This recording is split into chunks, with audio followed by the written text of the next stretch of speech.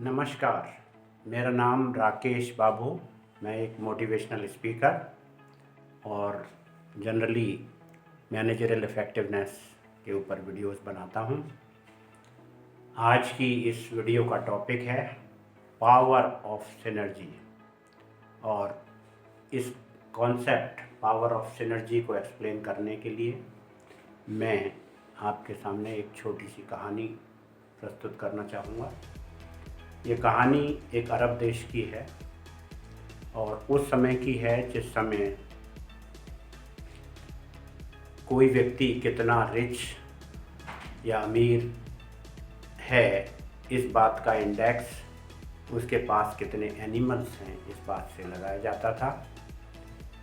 और चूँकि अरब में कैमल्स होते हैं इसलिए जिसके पास ज़्यादा कैमल्स होते थे उस व्यक्ति को वहाँ का अमीर व्यक्ति या रिच व्यक्ति माना जाता था। अगर आपके पास 5, 7, 10 कैमल्स हैं तो आप रिच समझे जाते थे। एक व्यक्ति था जिसके पास वहाँ पर 17 कैमल्स थे, 17 कैमल्स। यहाँ वहाँ का एक बहुत वेल्दी पर्सन माना जाता था। और जब वेल्थ होती है तो फ्रेंड्स भी होते हैं। तो उसके पास जो उसके फ्रेंड्स थे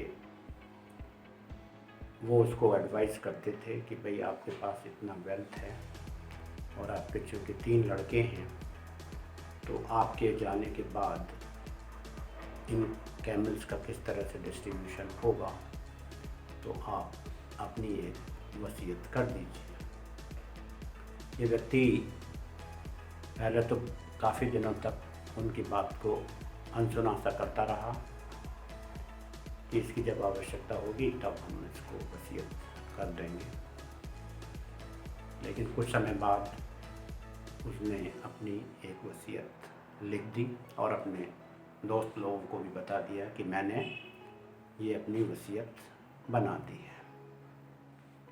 हुआ कुछ यूँ कि वसीयत लिखने के कुछ दिनों बाद उस व्यक्ति की डेथ हो जाती है और चूँकि लोगों को पता था कि ये इन्होंने अपनी वसीयत की है तो वसीयत खोली गई और वसीयत जब पढ़ी गई तो सारे के सारे लोग इस बात से चौंक गए कि ये किस तरह की वसीयत है।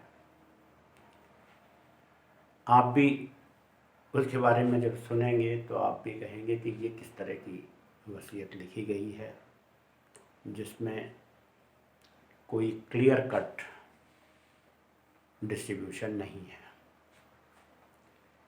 उन्होंने अपनी वसीयत में लिखा कि जो मेरे 17 कैमल्स हैं उसमें से हाफ यानी 1/2 हिस्सा मेरे बड़े बेटे को दिया जाए, 1/3 हिस्सा 1/3 मेरे सेकंड सन को दिया जाए और तीसरे नंबर का जो बेटा है उसको 1/9 हिस्सा दिया जाए।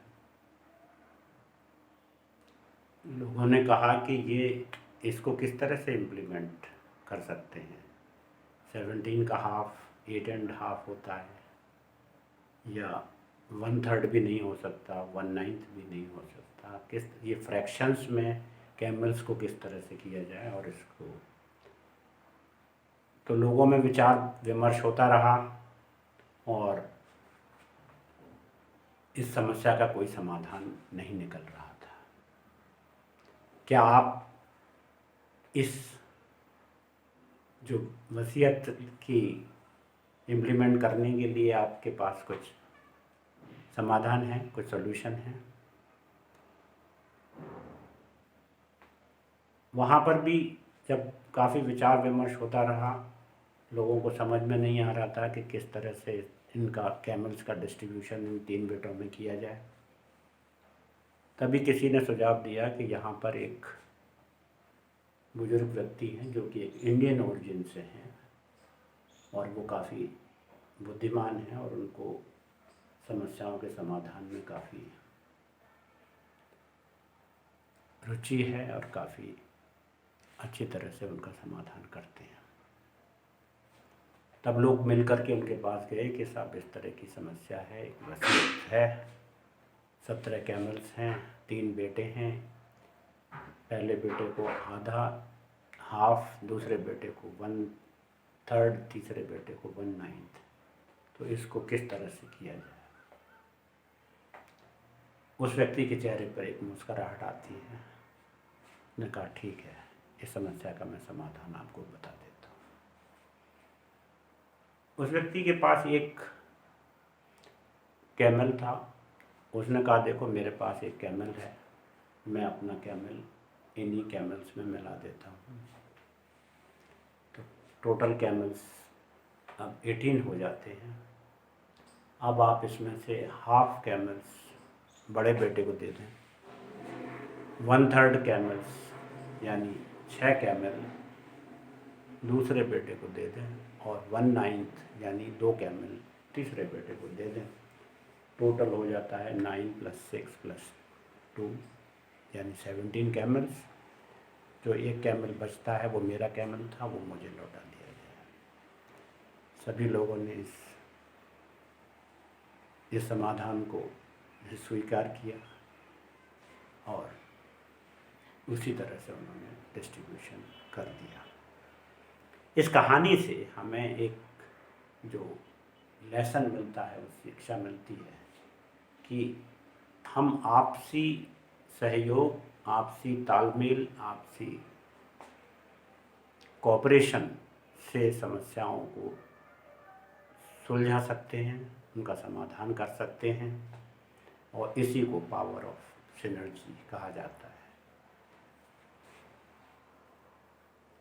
यही सिनर्जी हमारे ह्यूमन बॉडी के अंदर भी जो डिफरेंट ऑर्गन्स हैं, उनके अंदर भी डिफरेंट सिस्टम्स जो हैं, उनके अंदर different body parts, mind, body, intellect, इन सभी के अंदर एक जब सिनर्जी होती है तो हमारी ह्यूमन बॉडी की परफॉर्मेंस, एक ऑप्टिमम परफॉर्मेंस मिल सकती है। या फिर आप डिफेंस फोर्सेस की एग्जांपल ले सकते हैं। डिफेंस फोर्सेस में भी army, navy, air force, production units, different support systems, इन सारों के बीच में ही एक तालमेल, एक सहयोग और एक सिनर्जी की एक बहुत बड़ी आवश्यकता होती है। और जब वो सिनर्जिस्टिक वे में ये सारे ऑर्गन्स और सारे काम करते हैं, तब हमको जो लड़ाई जीतने में एक सफलता मिलती है। मैं यहाँ पर यही कहना चाहूँगा कि सिनर्जी की आवश्यकता हर फील्ड में है, हर ऑर्गेनाइजेशंस में होती है। ऑर्गेनाइजेशंस के भी जो डिफरेंट लिम्स होते हैं, उनके अंदर एक सिनर्जी की आवश्यकता, डिफरेंट इंडिविजुअल्स, डिफरेंट लेयर्स के बीच में एक सिनर्जी की आवश्यकता होती है, और उस सिनर्जी से एक पावर जनरेट होती है। इस सिनर्जी में हम माई वे, योर वे को भूल जाते हैं, उन दोनों का मर्जर हो जाता है और आवर वे का रास्ता बन जाता है। और ये जो आवर वे होता है वो आपको समस्याओं के समाधान में एक better, effective, efficient and harmonious result देता है। यही इस कहानी का सार है और इस कहानी का लेसन है। इसके शब्दों के साथ मैं आप सभी का धन्यवाद।